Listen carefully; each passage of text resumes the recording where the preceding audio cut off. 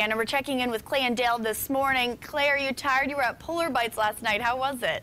I'm still full, man. I'll tell you that. It's what a fun event that is. It helps out the Buffalo Zoo, and you walk around and you eat and you have a couple drinks. You get to try all the food, and then somehow you got to pick your favorite. But I had a combination of bread pudding, lobster bisque, and beer.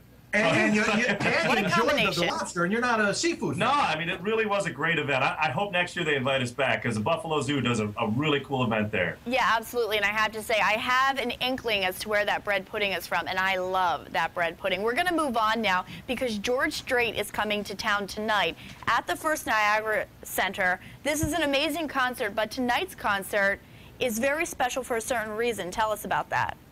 Yeah, it's the last time ever George Strait's going to appear in Buffalo. We were talking on the air this morning. His career dates back to the very day that WYRK started on the air. So every year since we've been on the air, he's had a hit song, and tonight it all comes to Buffalo. He had a chance to see George Strait a couple weeks ago in Las Vegas, the first show in his concert tour, and he's been kind of giving me hints right along. I know he wants to tell me, and I keep telling him, "Don't tell me. I want to be surprised." But he's had 59 number one? 59 number ones. I mean, he can't do them all, but boy, is it going to be a fun night tonight. And there are still tickets left for the show. Just talking about it right now, I got goosebumps. Yeah, and I know I'm going to get emotional because it brings back so many great memories. I'm so much looking forward to this tonight. Yeah, I hope you guys have a wonderful time there tonight.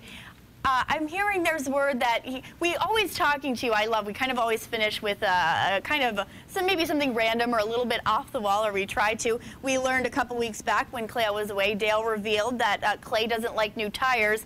So this week we're going to be talking about a historical fact dealing with George Washington. Fill me in, enlighten me. Well, happy birthday to George Washington. He would have been 281 years old today had he lived.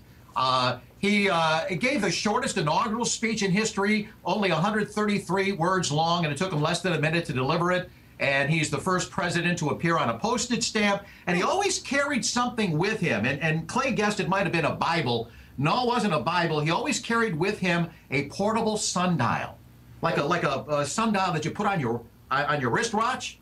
They were saying that his speech would have been longer, but it was only limited to 140 words because that was the old style Twitter.